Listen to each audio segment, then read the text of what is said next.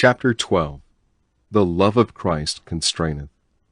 Someone has said, "Why did you go to Africa?" Because love drew me, and love drove me there. I could not help it. The love of Christ becomes the mightiest force in the world to the man who has yielded to it. It constrains us or holds us back from saying and doing what we should not, and again it may cause us to do or to give. When this Jesus kind of love gains control over a man's spirit, takes possession of his thinking, he unconsciously becomes a Jesus man. He will think in terms of love. He will find that he can no longer do things as he has done them in the past. If he is a businessman, love will get into every phase of his life. If he is working for a firm, he will find that he must work as Jesus would in his place. He does not take advantage of the company. He is not an eye-pleaser. He is working from the heart. He always gives more than he gets. He keeps the company in debt to him. If he employs help, he takes the place of the master and seeks to give instead of get. It changes getting into giving. It destroys the soil out of which selfishness finds its strength. You see, love is revolutionary. It is not commonplace. It changes the crude base metals of the human into the most priceless. It takes a common man and makes him uncommon. I know a man who has no education, no training, and has always lived in semi-poverty, and yet he is much wanted. How quietly they listen when he speaks. What is it? It is love. He actually lives the Jesus life. If a man loves me, Jesus never said a more searching thing than this. If a man love me, he will keep my word, and my Father will love him, and we will come unto him and make our abode with him. He says, if love rules in you, I will come in and live with you. If love governs your home life, I will feel at home with you. Can you see what that would mean to us? How it would sanctify the home? How safe that home would be if Jesus and the Father lived in it. What it would mean to the children growing up in the atmosphere and presence of Jesus and the Father. The problem of rent, taxes, and bills would be solved if Jesus lived in the house. He would meet the bills. We remember when Jesus used Peter's boat that time and talked to the people, how afterward he said, "Peter, did you catch any fish last night?" And Peter said, "No, we toiled all night and caught nothing." The master said, "Pull out into the deep and let down your nets." Peter looked doubtful about the result, but he said, "At thy word I will." And when he let down the nets, they became filled so that it took 2 boats to hold the catch. Jesus paid for the use of Peter's boat. If he lives with you, he will pay your bills. Not only that, but see what it would mean to have the Father God and Jesus with you, how safe the home would be. John 14:21, He that hath my commandments and keepeth them, he it is that loveth me. His commandment was that we should love one another, even as he loved us. He that loveth me shall be loved of my Father, and I will love him, and will manifest myself unto him. He will unveil himself in the Word. You will come to know him as intimately through the Word as you know the dearest friend or loved one. He will unveil himself to you if you love him. He never unveils himself to those who do not love him. He was silent when they stripped him naked and crowned him with thorns. He reveals himself to the lover. Even as the Father hath loved me, I also have loved you. Abide ye in my love. If you keep my commandments, ye shall abide in my love, even as I have kept my Father's commandments, and abide in his love. John 15:9 and 10. Can you imagine what it would mean to live in love? The end of strife, the end of quarreling and of bitterness, living in his love. A husband and wife who live in love would live in a heaven-like atmosphere, wouldn't they? A little child shall lead them. Children who grow up in that atmosphere would never know what quarreling and bitterness meant. A little boy who had grown up in this kind of atmosphere and who had never heard his father or mother quarrel, never had heard a bitter word spoken in their home, went to live for a week with his aunt and uncle while the father and mother took a trip to a distant city. For the first time in his young life, he heard a man swear at his wife, and the child listened in amazement and began to cry. His uncle took him in his arms and said, "Danny, what is the matter, dear?" The little boy, between sobs, said, "Uncle, I thought you loved Auntie." The uncle said, "I do." "Oh, no, you don't. You don't love like Daddy does, or like Mama loves. They never say bad words." The man looked at the child and turned to his wife and said, "Dear, I guess we have missed a great deal in life, haven't we? You see, the man who misses love misses the most beautiful thing that life has to offer." A little boy whose parents had been listening in to our broadcast said one day, "Mama, if we had that Jesus kind of love in our home, we would be happier, wouldn't we?" The mother told it to the husband that night when he came home. The man said, "You know, I have been thinking about it ever since that address that Sunday morning on the Jesus kind of love. And if you are willing, I am. We will invite the Master to come and live with us. I want that kind of love." He then told the little boy, and the child clapped his hands and said, "Won't we be happy, Daddy?" You see, children want love. No parent has a right to deny his children this Jesus kind of love. It should be preached from the pulpit until every member of the congregation becomes love-conscious, until it would be impossible for them to quarrel or say unkind things to one another. Chapter 13. Love perfected in us. Herein is love made perfect with us, that we may have boldness in the day of judgment. Because as he is, even so are we in this world. There is no fear in love, but perfect love casteth out fear. 1 John 4:17. That is masterful. As he is now at the right hand of the Father, so are we in our earth walk. Why? Because his nature is in us. The great, mighty Holy Spirit, who raised Jesus from the dead, is in us. We are united with him in life, and life is love. We can understand how love can be perfected in one's life. He may never be perfect in wisdom, may never be perfect in knowledge, but one may have love perfected in him. What a thrilling fact! Love so fills us that fear has no place in our life.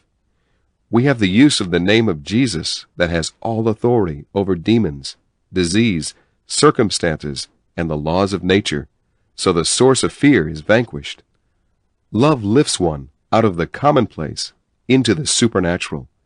This revelation of love is given to enable us to face the problems that are bound to confront us in these last days as victors.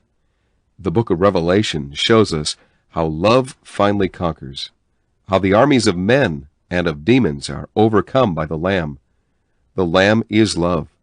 Over 20 times in the book of Revelation, Jesus is called the Lamb, literally, the baby lamb, the helpless lamb. We see how helpless love is, and yet love conquers. Love finally dominates, for God is love.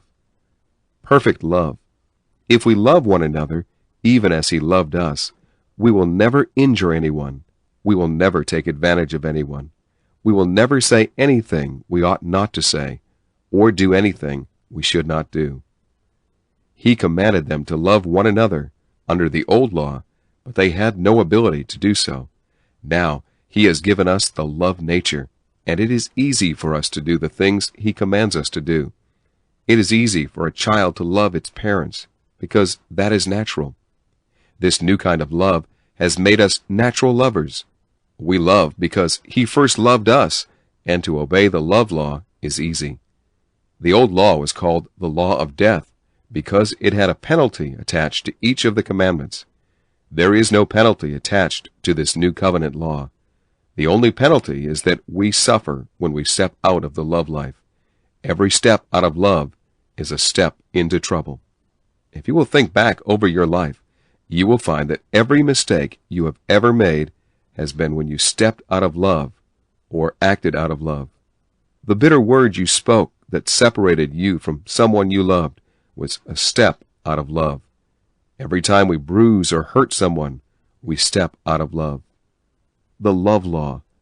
Under the first covenant, there were many rules and regulations and many laws given to regulate the lives of the old covenant men, but there was no inward ability to do or obey.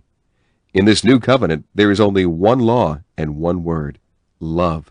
That law is to govern man in every phase of his life. We have God's nature in us to enable us to do it. Romans 13:10, love worketh no ill to his neighbor. Love, therefore, is the fulfilling of the law. John 15:9-11, Jesus emphasizes this new law. Even as the Father hath loved me, I also have loved you. Abide ye in my love. If ye keep my commandments, ye shall abide in my love, even as I have kept my Father's commandments, and abide in his love. These things have I spoken unto you, that my joy may be in you, and that your joy may be made full. Living in love, practicing love in everyday life, will lead one into the joy of the Master, and Jesus' joy will be fulfilled in him.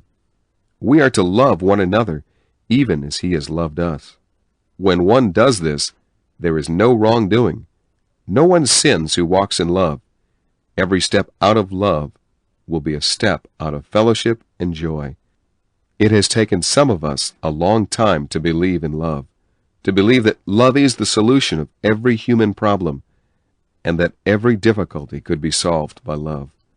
Believing in love, 1 John 4:16, and we know and have believed the love which God hath in our case. God is love, and he that abideth in love abideth in God, and God abideth in him. We do believe in love. We believe in the love that God has in our case. We believe that to walk in love is to walk in the highest spiritual realm. As long as one walks in love, he will never transgress against anyone. We are to walk as sons of God. We are to let God live in us as he lived in Christ. He that abideth in love, or lives in love, lives in God, in God's realm. He is living as God would live in his place. He is letting God unveil himself in him. 1 John 4:4 throws more light on this. Ye are of God, my little children, and have overcome them, because greater is he that is in you than he that is in the world. We are born of love. This love of God has come into us, and love in us is greater than any opposition or any enemy that can come against us. As long as one walks in the realm of love, one has constant fellowship with the Father. Love preventeth a multitude of sins. 1 Peter 4:8, above all things, being fervent in your love among yourselves, for love covereth a multitude of sins. A better rendering is, for love preventeth a multitude of sins. Love not only shields the sinning one from your criticism and your harshness, but it also prevents the quarreling and bitterness that would naturally follow if you had spoken your mind, as we sometimes do. Have you ever heard this expression? I gave him what was coming to him. He can't run over me and get away with it. That is not love talking. Love would have suffered in silence. Love would never answer a word. When they had Jesus on trial, it is said that he answered not a word. That was the Jesus way. That was the love way. They accused Jesus of many things, but he was silent. Love won in the resurrection, didn't it? Love will win in your case. The love of the many shall wax cold. Matthew 24:12, and because iniquity shall be multiplied, the love of the many shall wax cold. This is the only time that the word agape is used in the book of Matthew. It is speaking of the apostasy that is coming upon the church, and it is going to be an apostasy from love. Men are going to leave the love realm and go down into the sense realm. They are going to say, it is no use. We can never walk in love under these conditions. Every man has to fight for himself. The moment the church leaves the love realm, Satan gains the ascendancy. Satan gains the mastery over a man the moment he steps out of love. Not seeking our own. Here's the solution of labor and capital. Instead of legislating new laws, we need a revival. Men need to receive this new life. Then they will say what Paul did in 1 Corinthians 10:33. Even as I also please all men in all things, not seeking mine own profit, but the profit of the many. That is the law which should govern us in our economics. It solves every problem. It straightens out all the rough places in the home life. In church work, each man seeking the profit of the many that they may be saved. Paul's ambition was to bring man in contact with Jesus. When he did, and they received the Jesus life and the Jesus love, then they began to walk the Jesus way. Selfishness is like a great mogul engine drawing the long train of human agony and suffering down through the ages. The unhappy terminal will be the judgment. Let's get off the train. Let's get out of that kind of fellowship. Let's live the love life. Live the love way. It is not preaching. It is loving. It is not criticizing. It is loving. It is not new laws to stop sin and wrongdoing. It is a new kind of life that destroys sin by destroying selfishness. Love's way. Now, we that are strong ought to bear the infirmities of the weak and not to please ourselves. Christ pleased not himself. He gave himself, so we that are strong give not only our money, but we give ourselves. We seek to improve that self and make it a better self. If we have a voice to sing, we will train it and make it a better voice. Whatever gift has been allotted to us, we hold it as a treasure and develop it and train it to make it a better gift. His very strength that he has given to us has been to bear the burdens of the weaker ones. His ability that has been given to us is for the benefit of those who lack ability. There will always be the weak and inefficient. They will be ever learning, but never coming to the realities of redemption. Because of this, we must gird ourselves with love to go out and serve the unworthy and selfish. Give ourselves as he gave himself for us. He did not die for the righteous. He died for the unrighteous. He died for the ungodly. He died for the men and women who have gone wrong, who have nothing to give him but a shattered life. He takes them over and gives them himself. How rich is love in its ministry. One said of another, I don't see what she can do for anyone. She has no money. She has no training, no education. But the other answered, she has love. Do you know, when she laid her hands on that fevered brow, a strange quietness came over the patient. The fever left. The patient looked up with a gentle smile and said, I thought it was Jesus touching me. And the one by her said, you are not mistaken. The branch was bearing fruit. Chapter 14. Walking in Love. Walking means daily conduct. As children of God, walk in love, even as Christ also walked in love toward you. How beautiful life becomes when we walk in love. Love is God's flower garden of the soul, filled with music and laughter, kindly deeds, loving looks, little gifts. All these are a part of the love walk. When the mother awakens in the morning, she remembers how she loves. She goes about the house, picking up little toys and playthings here and there. She waits for the lovers that come one by one to gather about the table. She is the queen. The husband father is the king. The children are the loving subjects of their kingdom. What a realm! What a place! Never an unkind word is spoken. There are no selfish acts. Each one is living to make the other glad. The husband carries that atmosphere down to the office. The children carry it to school. The mother lives in it joyously, working and singing the whole day through. The neighbors come in for a little chat.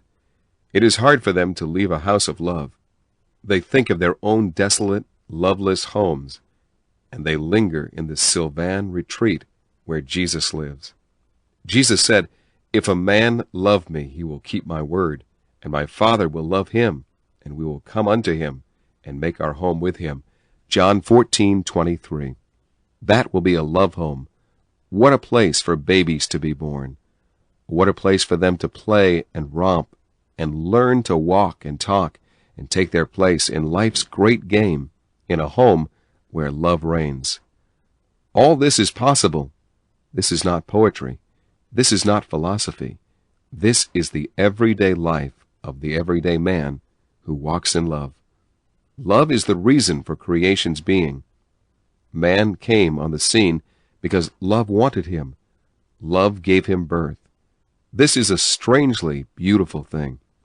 Ephesians 3:17 says, "We are to be rooted and grounded in love." That is so the storms of life will not overcome us. I saw one going through the deepest sorrow. His home had been torn into shreds spiritually. No cyclone ever left a home in more desperate shape physically than this cyclone left it spiritually. I watched the wife. She was quiet and calm. No bitter words left her lips. There was no bitterness in her heart. When she spoke to the one who had destroyed all that was beautiful, she told him how she loved him and how sorry she was about it. I could see that love was waiting for this man who had killed love with wantonness and slain that holy thing. Love was waiting back there, believing in a resurrection. All it required was his footstep to make it arise from the grave. Love is the only reason for being. Love is the only thing that makes life rich and worthwhile. But oh, how ruthlessly love is slain, how unkindly love is starved, how thoughtlessly love is neglected and forgotten. We thought we would always remember to say the kind words and do the kind deeds on which love feeds. But in the multitude of our activities, in life's great fight, we are forgotten so many times. How we tax love to forgive our forgetfulness, to overlook the thoughtless hurt. We are to be rooted and grounded in the very heart of the Master, drawing strength from the very heart of God, enabling us to remember that we may be strong to grasp with all the saints what is the breadth and length and height and depth, and to know the love of Christ which passeth knowledge, that ye may be filled unto all the fullness of God. Then he tells us so gently about forbearing one another in love and giving diligence to keep the unity of the Spirit. Someone has aptly said, there are two bears in every home, bear and forbear. I bear for the other, and the other bears for me. We watch over our words so that we will not do or say anything that would break the tranquility of the atmosphere of love. We speak the truth in love, tenderly, gently. The words fall from the Jesus man's lips, the Jesus woman's lips. They may be words of correction, but they drip with love. We think in love terms. Out of the heart where love reigns, tender words spring into being. They fill the air around us with the very fragrance, the aroma of heaven. We become tender-hearted and gentle with each other, even as God also in Christ has been gentle, tender toward us. We live in love, we think in terms of love, and we bless the world. Chapter 15. Love-minded. We Christians have a love background. We have a love parentage. We are born of God, and God is love. We are partakers of His nature, and His nature is love. The new creation is a love creation. It was designed by love. It was wrought by love. If love is your nature, selfishness is dethroned. But we are surrounded by selfishness. Everything connected with the natural life is tinged and colored by selfishness. You see it in the animal creation. You see it in the natural man everywhere. Our labor and capital war is the war of selfishness. The thing that the world needs is the love nature of God, eternal life. What we must do is to give this love nature full sway. Yield to it absolutely. If you followed the recreated Spirit's impulses, you would live just as the Master lived, in love. But we quench the recreated Spirit, and we say that we are not able to do it, and that we cannot afford to do it. We are afraid to walk the way of love. We are afraid to depend upon the Word. We are afraid to give love a free course. We have not taken into consideration that He is with us. Isaiah 41:10, "Fear thou not, for I am with thee." Hear Him saying, "Be not dismayed at the great demands that come to you. Give, and I will give back to you. For I am thy God, and I am love. Let me love through you, and I will bless humanity." That is the language of the Holy Spirit to your spirit. The fear of man snares us. We have been afraid, and so we have quenched love until it has lost its initiative. It no longer dares to suggest action. Husbands and wives, do you know there would never be a quarrel in your home if you were big enough to say, "Dear, forgive me. I should not have said that. I should not have done that." After you have confessed your lack of love and have given love its place, you will stop doing the things that break fellowship and spoil the harmony of your home. Remember, wife, you are taking Jesus' place in that home. Husband, you are taking the Master's place. This love life in you, let loose, will solve your domestic problems. I believe that 1 John 4:16 has wrapped up in it the answer to every heart cry and the solution to every problem. And we know and have believed the love which God has in our case. We have believed in love. We have believed that love could not fail. Everything else has failed. Our human wisdom and our human abilities have failed. We have made life bankrupt because we did not dare to give love its place and let love have right of way. God is love, and he that loves abides in God, and God abides in him. Now, if God is abiding in you, then you have in you the solution of the problem that confronts you, if you give him the right of way to solve it. Reasons failure. But if you do as Martha did at the grave of Lazarus, you will hinder him. She said, "Don't roll the stone away. His body is decaying, for he has been in the grave 4 days. Had you come earlier, you could have raised him." Human wisdom, born of sense knowledge, gets in the way and mars the plan. It hinders the work of the recreated spirit. Christ wants to bring deliverance to you, but he wants to bring it in love's way. You want to bring deliverance in reason's way. You cannot do it. You have failed. Your old human love has failed. Your education and your training have been unable to make you a success. If you will give love its place, things will adjust themselves. You must dare to go the way of love. It will be necessary for you to think of yourself as a lover, to see yourself in your home, in the shop, in the school, wherever you spend your time in contact with people, as a lover. Galatians 6:2, "Bear ye one another's burdens, and so fulfill the law of Christ." You see yourself bearing men and women's burdens.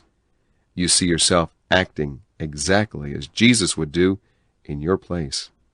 You see that with love comes the ability to love and to do the thing that love would prompt you to do. This love will carry you into the supernatural realm where you will do the Jesus things. You had been doing man things, and they were so dependent upon money, people, influence, and pull. But now you have changed it all. You have taken the Jesus way. Sometimes you may feel as though it could not be put over. But you give love right away and see what happens to you. Some people say, "If I had money, I would help the poor." That is beautiful, but if you will not help the poor now, with what little you have, you would not help them if you were rich. If you cannot share with them now, you would not share with them then. Love shares the half-loaf. Love shares the little.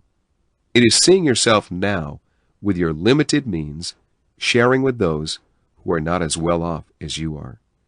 You see yourself love-ruled, giving as Jesus gave. It is hard to love hypocrites, but Jesus did it, and you can do it. He loved Judas when he sat at the table, and he knew that Judas had already planned to sell him for 30 pieces of silver. He loved the man who drove the nails in his hands. What Jesus did, you can do, because you have his nature and ability.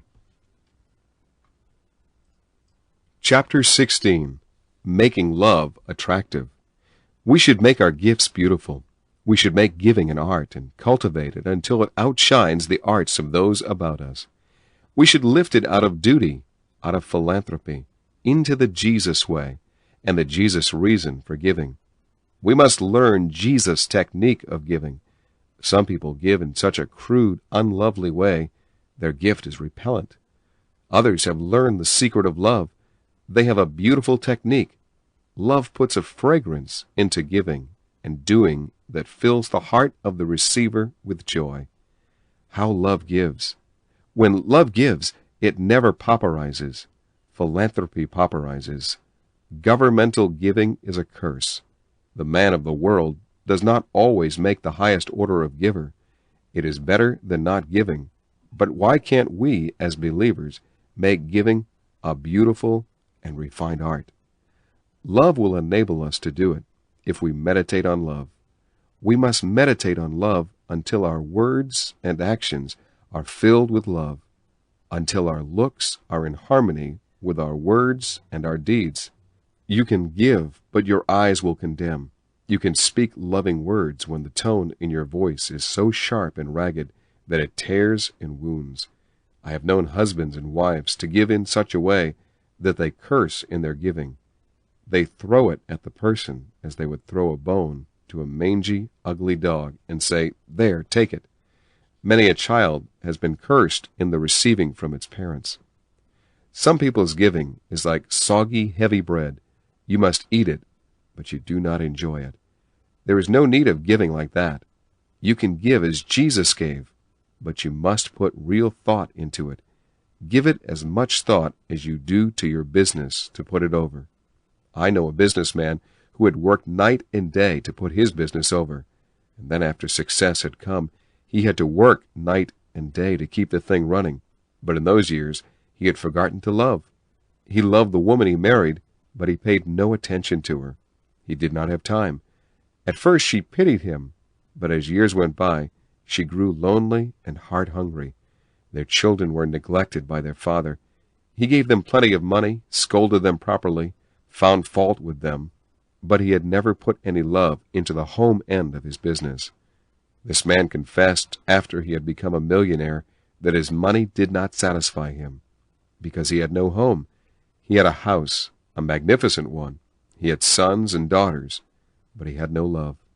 There is a home end to your business. Unless you put love there, it will fail and break down. Chapter 17. The Message of the Cross.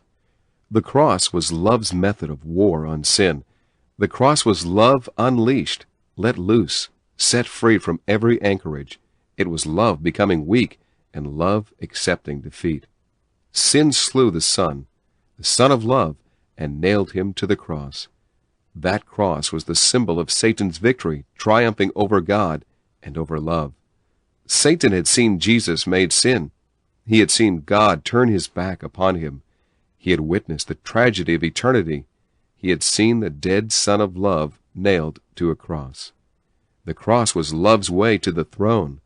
When Jesus said, "I am the way," no one dreamed that the way was the way of a cross. No one can understand it from the Father's point of view.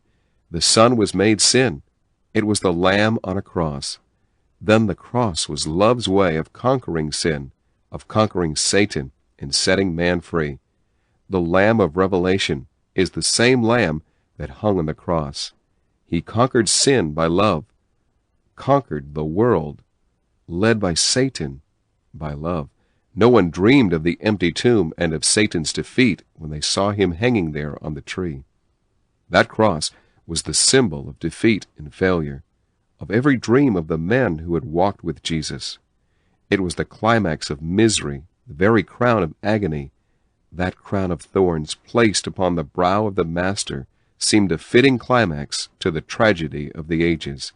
The man that hung on the cross is yet to be crowned King of the ages, and the people who take up their cross An untrimmed, thorn-covered cross, a brutally heavy cross, may be climbing up their Golgotha because they love him, because they had rather suffer than to run. They would rather endure than to fail. The cross folk are a strange folk. They are the lamb folk. They are the folk who will join in his coronation. They can use no carnal weapons. They cannot use reason's method. Satan seems always the victor. We often seem defeated, and yet we are winning all the time. The senses can see only our defeat. Our hearts know we are conquering. This cross message is a message to us. Jesus said, "If a man love me, he will take up his cross and follow me daily." That is discipleship. The cross may be heavy and the burden beyond our ability to carry, and yet somehow or other there is an unseen strength pouring into us. We bear our cross daily. Our cross does not save us. It is Christ that saves us. We do not bear the cross to make us good. We have the goodness, and that is the reason we bear the cross. Bearing your cross will lead you into a deeper trust in him, a finer steadfastness. Your cross may be a person that makes life hell for you, and yet you bear the cross for Jesus' sake.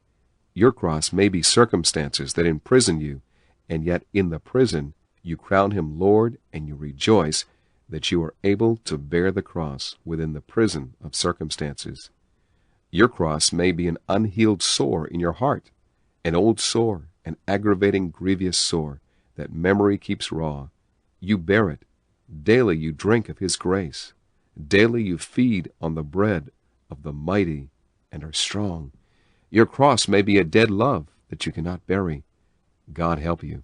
A dead love that cannot be buried becomes an unseen, an unknown cross. It is a hard cross, but there is grace to bear it, and every cross-bearer is a winner. Your cross may be a cherished dream denied. You saw what you could have been, but you stayed by the stuff and let others go. You turned your dream into prayers for others, but you will win. Just remember that following the cross leads to the empty tomb, the triumphant resurrected life, and following from the cross and the empty tomb, you go to the coronation. If you have had your cross, you will have your resurrection out of the agony of the cross into the risen life with Jesus Christ.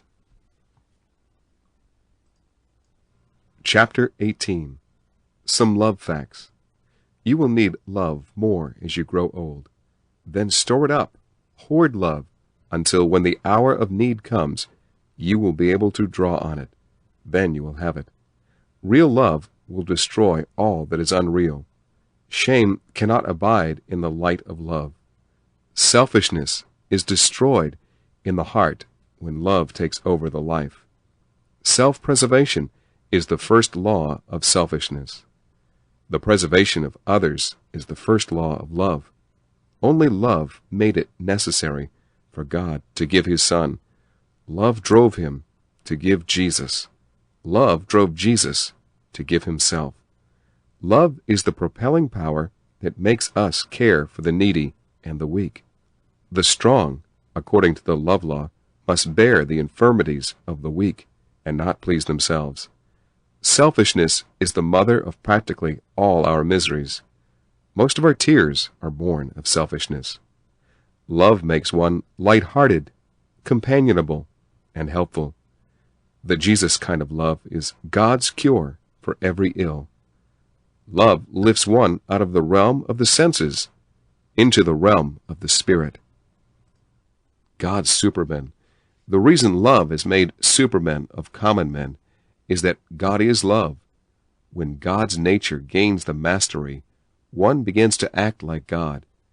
It is impossible for the man who has never been recreated to love with this new kind of love.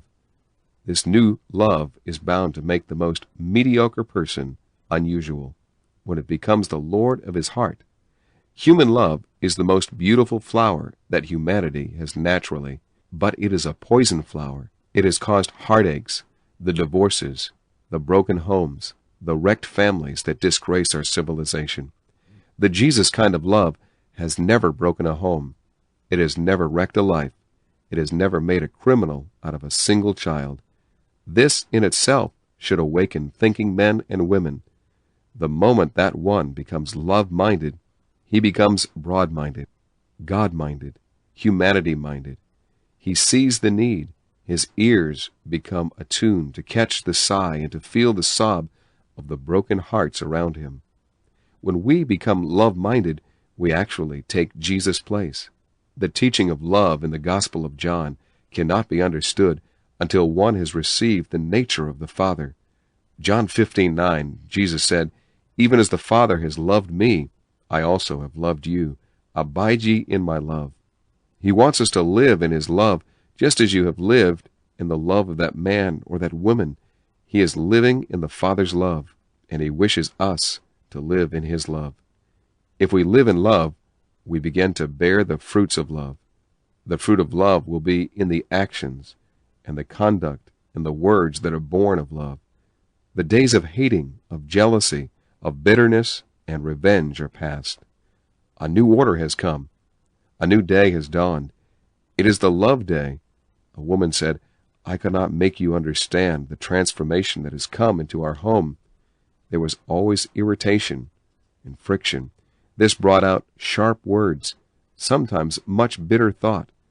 But since we received eternal life, there has come a tenderness, a beauty of life, and a sweetness of expression that has affected the children, as well as my husband and myself. We are living in a love realm. The other night my husband said, after he had been home a little while from the office, "How beautiful our home has become, because each one is making a contribution of love." The children are more thoughtful. They feel the new sweet atmosphere of love, and they respond to it. Mother is different. Daddy is different. A little boy once said, "Daddy, I wish you would love like Mr. Kenyon told us over the air this morning. That would make Mama and me so happy." This Jesus kind of love is the answer to the heart cry of childhood, of youth, of manhood, and of old age. It will take the bitterness out of the heart and soften the lines of the face. It will make the husband and wife more than content with their own home. This love is a home builder and a home preserver. This is God's method of protecting marriage. This is God's method of protecting childhood and motherhood. When the Jesus kind of love gains the ascendancy in the hearts of husband and wife, no other law is necessary to preserve the home. Chapter 19. Blossom like the rose. The wilderness and the dry land shall be glad, and the desert shall rejoice and blossom as the rose. It shall blossom abundantly and rejoice with joy and singing. I never knew what this verse meant until recently. It is messianic. It belongs to Christianity. What is there in Christianity that will make the wilderness, a dry land, to rejoice and the desert to blossom as a rose? It is the new kind of love that the Master brought to the world. It is the miracle of Christianity. It is the most amazing feature of the Christ life. It has been the most outstanding challenge to sense knowledge. The thing about Jesus' life that awakens thought is not his miracles. It is something else. For the want of a better word, we have called it love. But it is not love that can be measured by human love. It was distinct. It was different. God is love, and Jesus was God manifested in the flesh. Jesus manifested this love which has gripped the heart of the world. Jesus' attitude toward men and his death on the cross illustrate this new thing. Every revival of Christianity has been characterized by an outflowing of this love. The old human love is based upon selfishness. It can easily turn to hatred, jealousy, bitterness, and murder. But the very provocations that would make the old love turn to bitterness make the new kind of love more beautiful. It seeketh not its own. It bears with all kinds of persecutions and bitterness, and never sinks to the level of its provocateur. In these hard days through which the nations are passing, this new kind of love shines out as a beacon, inviting to a higher and better civilization. It lifts us out of the sordid life around us. It keeps us above the strife and bitterness of contending selfishness.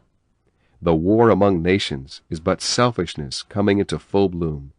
The war between labor and capital is selfishness gaining the control of the hearts of men, selfishness becoming the master passion that rules the hearts of men.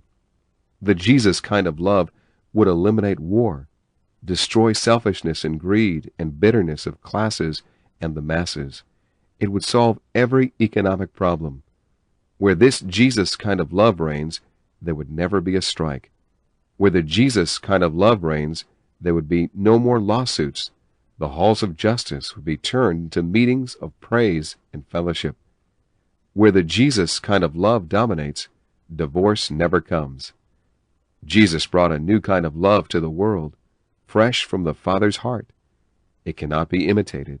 It beggars a definition by words. Its best definition is Jesus Christ himself. This new kind of love comes into a barren life and makes it blossom as a rose. It takes away the hardness and bitterness of life. One day I was riding through the Mojave Desert with a friend, and I said, "How desolate and barren it is." He said, "Yes, but after the first rain, it becomes a paradise of beauty. Those barren hills will be covered with gorgeous flowers." Then I saw how this love life is. After our first contact with the Master, it makes our desert lives to blossom as a rose. This love can fill the life. There will be no empty lives, no barren lives. Every life may become a garden of delight. God has made it possible. All that is needed is that Jesus become the Master, the Lord of the life. Then the heart will sing, "The Lord is my shepherd, I shall not want." Love fills my heart. Songs fill my lips. This love will make your barren life a garden of beauty, a thing of joy forever. Chapter 20. God is Love. This title does not mean much unless we know that He is our Father. You say, "God loves me," and note the reaction in your soul. Then you whisper, "The Father Himself loveth me," or you say, "My Father loves me now." You get no sense of nearness from the word God, but you cannot say the word Father without the sense of relationship intruding, pushing itself into your consciousness. So I linger over this precious fact that the Father Himself loveth me. My heart asks, how much does He love me?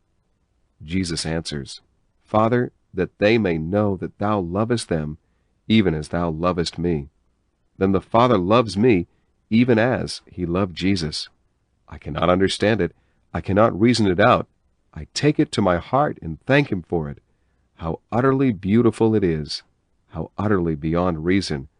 How out of harmony with everything that I have ever known.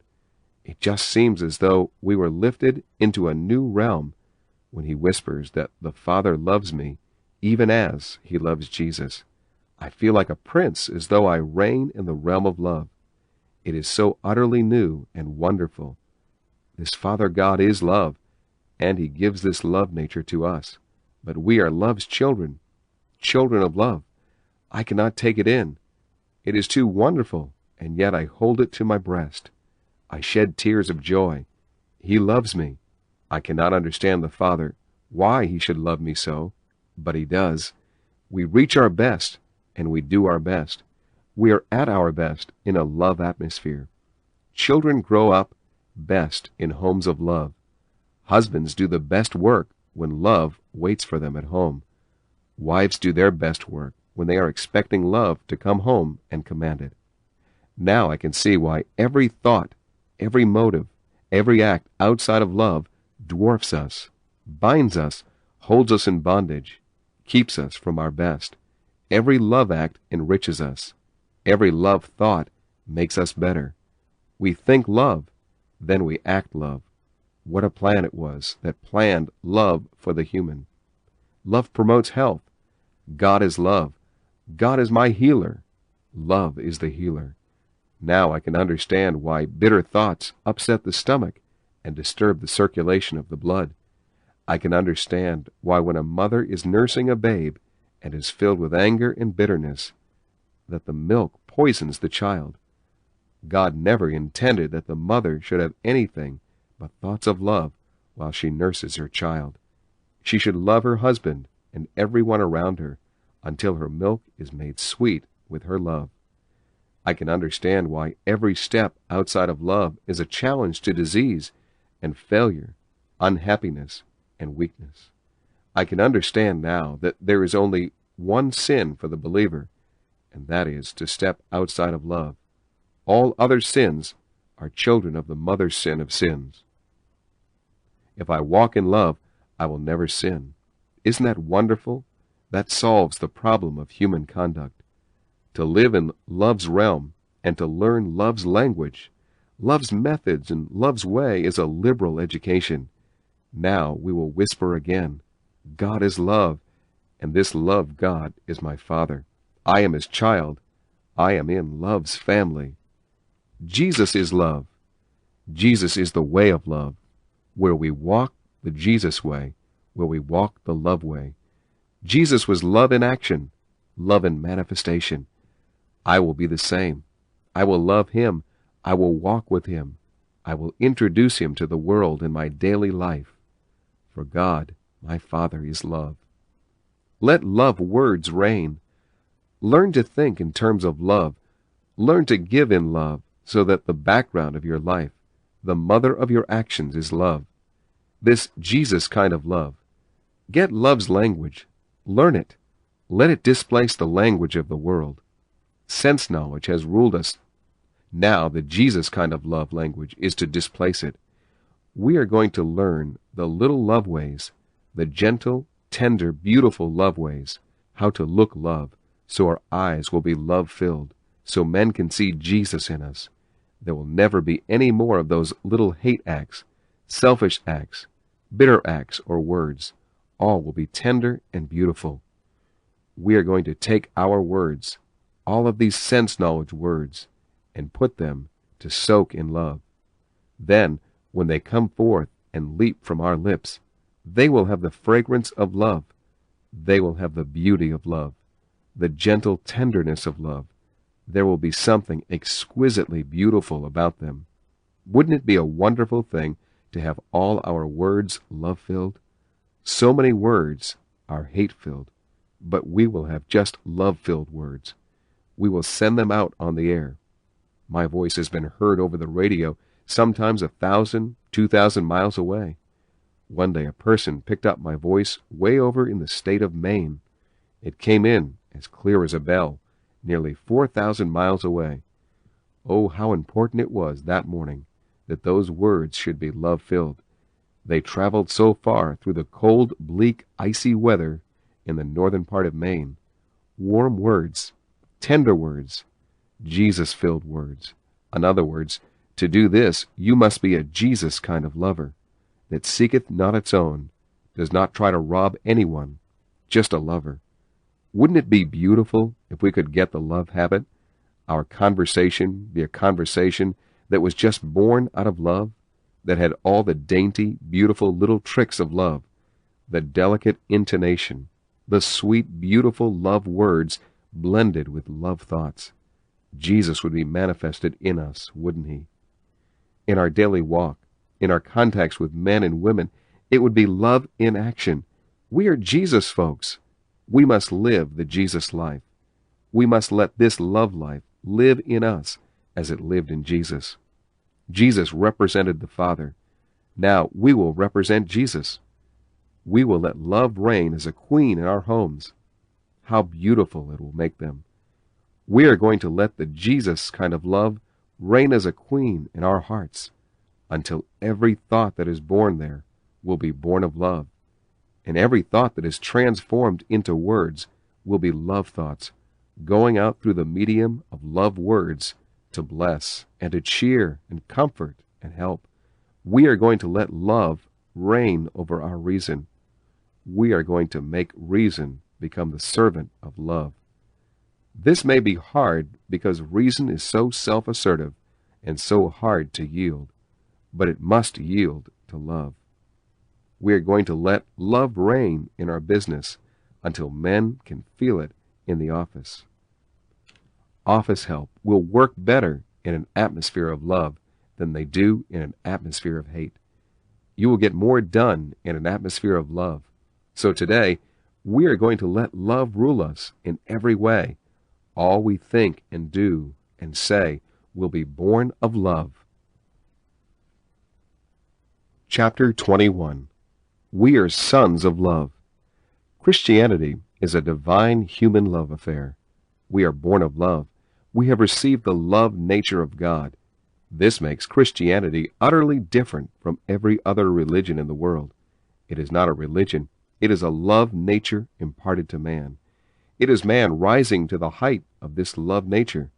It is lifting man out of the normal realm in which the human race has been since the fall into the realm of God. It makes us as different from the world as was the man Jesus. This has never been clearly taught by the church, yet it is the heart of everything.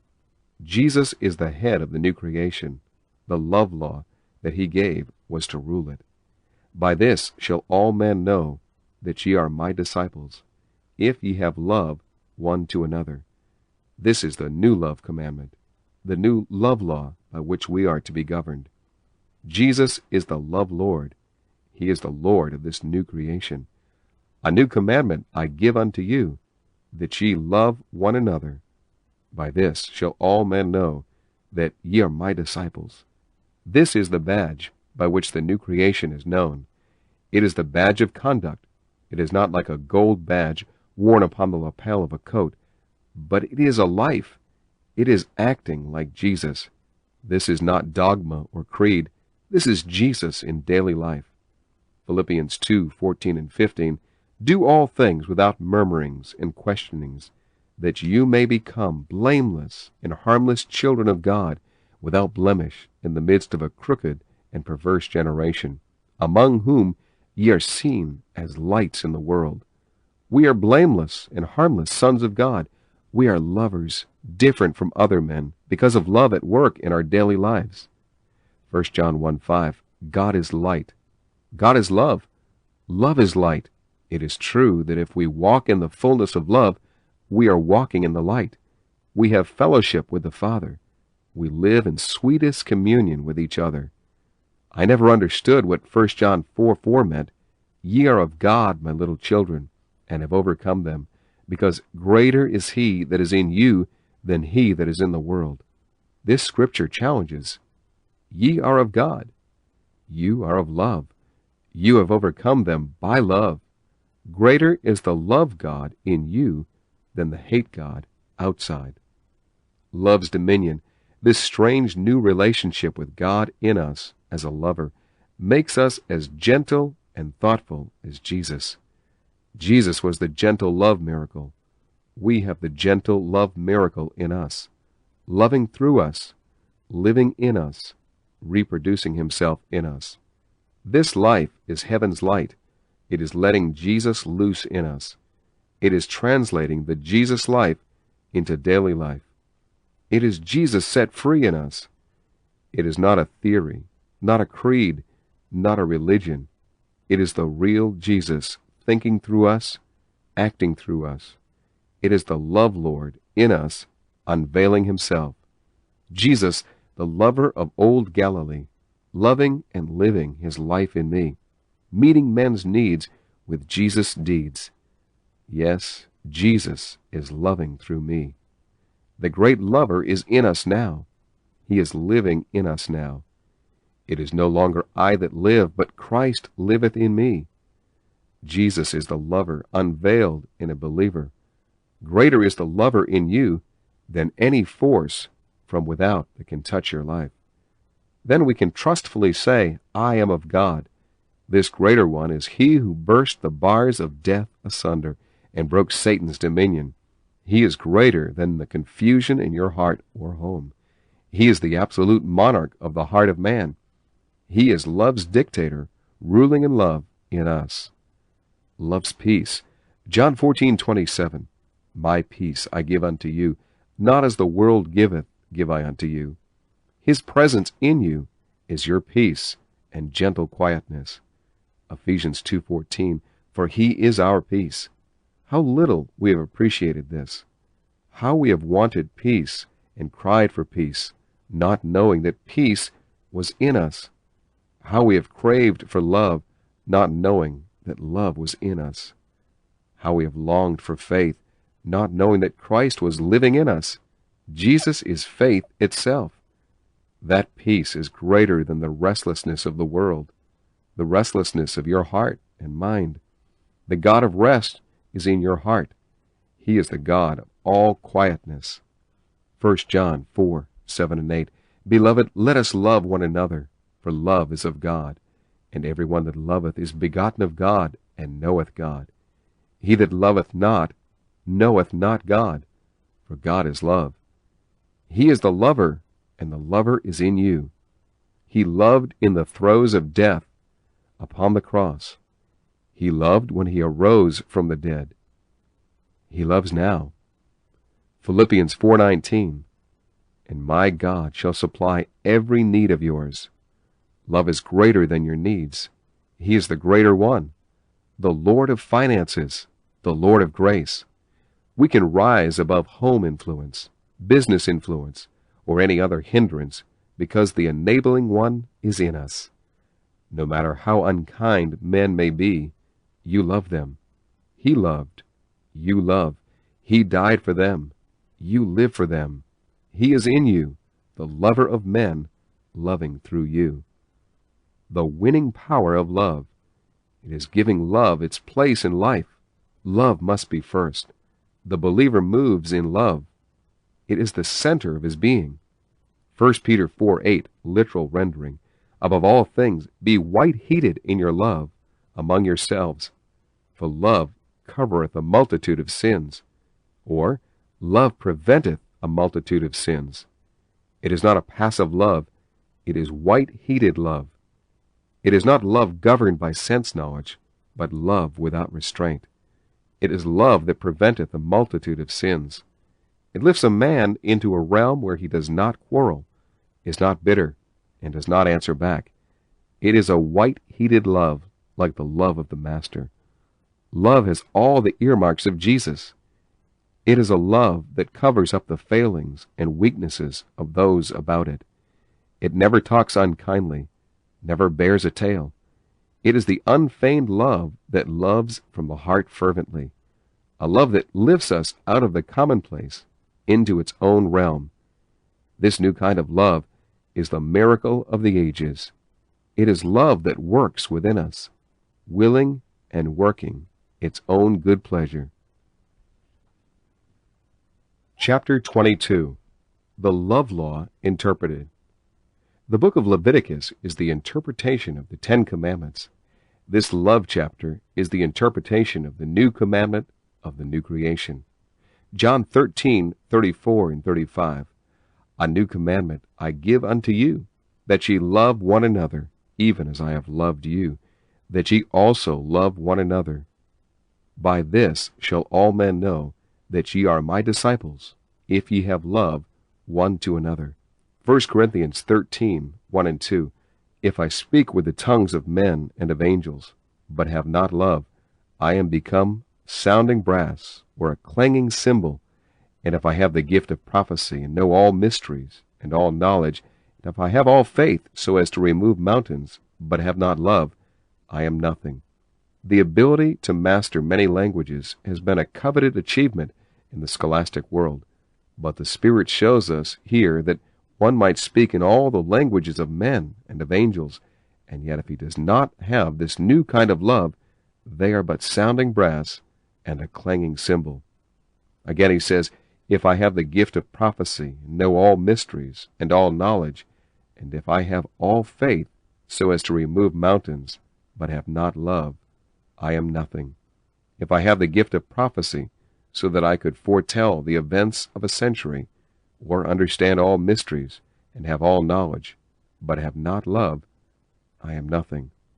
We all know the struggle of our chemists and metallurgists to unravel the mysteries of the chemicals, metals, and oils of the earth.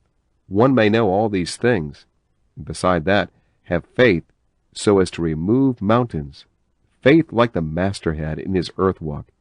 He may have all this, but if he does not have the Jesus kind of love, he is nothing.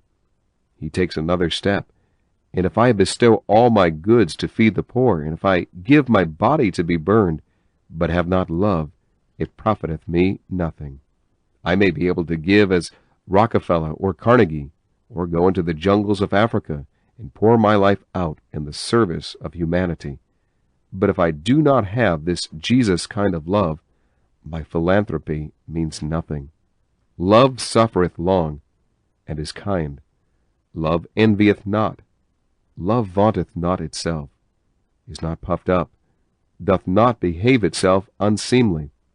We cannot refrain from comparing it with phileo, natural human love.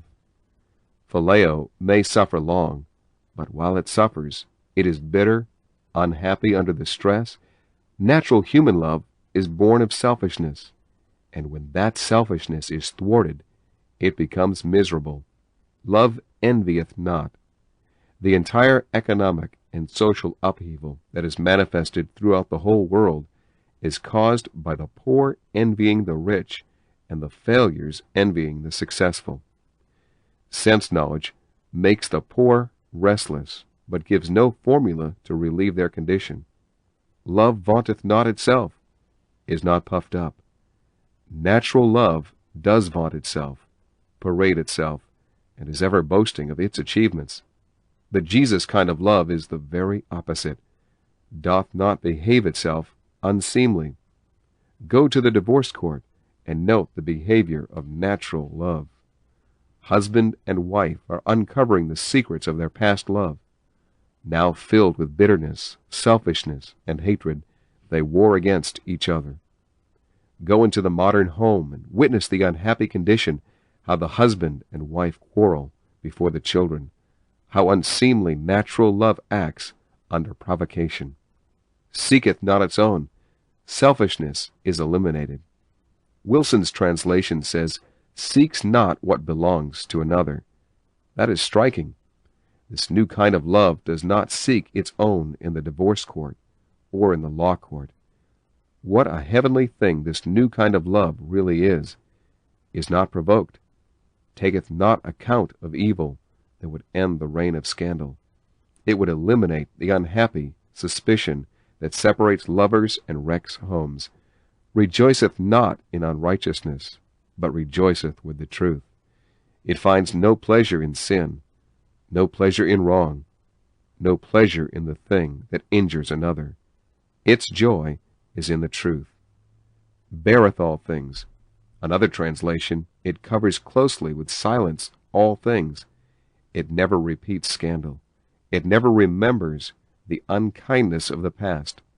Natural human love remembers the old sins and has the scars on exhibition. What God forgives, he forgets. This new kind of love is of God. What it forgives, it forgets. It has no memory of old sins. Believeth all things. This is a new unveiling of faith. We believe in the person we love. It is hard for us to doubt where love has found a nesting place. Here is the secret of faith. If you want the kind of faith that Jesus had, this new kind of love alone will give birth to it. Hopeth all things. That means that under the most adverse circumstances, hope, the kindred of joy, holds forth and brings the sense of victory in the presence of defeat. Endureth all things. This is perhaps one of the most amazing features of this new kind of love. Through years of suffering and privation, it remains steadfast, immovable, always abounding in good works. It endures years of self-denial without complaint. This lifts man into the realm of God. This is an unveiling of what God can do in common men. The next step is the most suggestive, perhaps, of the entire chapter. Love never faileth. Knowledge will break down. Everything else will fail. We have tried force. We have tried law. We have tried willpower, but they have all failed. The mother has scolded and prayed. She has gone through a miniature hell and has failed. Now she sees a vision. She understands what the Spirit meant in 1 John 4:16. And we know and have believed the love which God hath in our case. God is love, and he that abideth in love abideth in God, and God abideth in him. It will be a victorious hour when we learn to believe in love. It is something that lifts us into a realm above the senses, where we trust in an unseen force. He that abideth in love abideth in God, and God abideth in him. If you trust in love, you trust in God. You can say, greater is love in me than this problem which confronts me, this difficulty which has held me in bondage. Love lifts us into the realm of God. We can understand now why love cannot fail. Follow after love. We have followed after money, after pleasure, after the things of the senses. 1 Corinthians 14:1, the Spirit says to us at the close of that marvelous exposition of agape in the 13th chapter, that we are to follow after love. God is love. Then it is following after God. We will go where love leads. We will do what love suggests. That is the way Jesus lived. He followed after love. That was the way Paul walked. He followed after love. Many another voice called, and many another road beckoned, but his path was love. Jesus' path led him to Calvary. Your path may have a Calvary conclusion too. We set aside the things that we once craved for love's sake. For we are going down the path of love. It may be thorn-filled, or it may be strewn with roses, but we will follow after love. If it is service in a foreign field, we will follow after love. If love beckons us to go to the slums of our city, we will follow after love. We know no other path. We know no other way than the love way, the Jesus way. We can hear him whisper, "You that are strong ought to bear the infirmities of the weak, and not to please yourselves." Romans 15:1. Christ pleased not himself. He is your life pattern. It works. There is a love that can stand the test of modern life. There is a love that will enable us to love the unlovely and the disagreeable and the hateful. There is a love that will lift us up into God's class, where we love the ungodly and the unworthy. There is a love that will make us just like the Master, so that we would not only live for men, but also die for them. There is a love that will enable us to love them when they are doing all they can to injure us. There is a love that will whisper, "Forgive them, for they know not what they do." Yes, there is a love. If you are a new creation, you have found this new kind of love. How it works? Yes, this new kind of love works. It can be trusted to do the things we declare it will do. It is God's nature gaining the mastery in our lives. And wherever it gains the mastery, it works. It makes hard, bitter men gentle as Jesus. It will take a man like Saul of Tarsus and make him like Paul. It will take men out of the lowest depths of the slums and lead them into the pulpits where they will lead multitudes to Christ. It is the miracle of modern days. Conclusion. You have read, you have been thrilled, you have been convicted. He, the unseen one, has been talking to your heart. What are you going to do about it? You must not ignore the call. This is your great moment. You must respond to the tug of your spirit. Your spirit is craving this deep, rich, wonderful life. Do not follow sense knowledge. Give your spirit right of way. Let this love exercise its lordship from this hour. It will make life big to you. It will make you a blessing to the world. The broken lives, the crushed hearts, beating to the rhythm of misery are a challenge. We are attempting to answer that challenge. We believe that we have the message for this crisis hour of human suffering. Summary. What do you think of the book? God has been speaking to your heart. You have seen the failure of natural human love. You see what this new kind of love can do for men and women. You know of many homes where they need this message.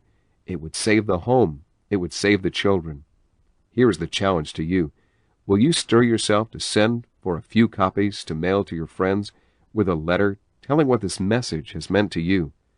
Will you see that every clergyman in your city has a copy? You may do another thing. Call in your friends and read this book together with them. Watch the reactions. You will be filled with joy at this ministry in which you are able to have a share. Write to us and let us know what you think about it. It is in your hands now. Don't let the impulse of the Spirit die without action.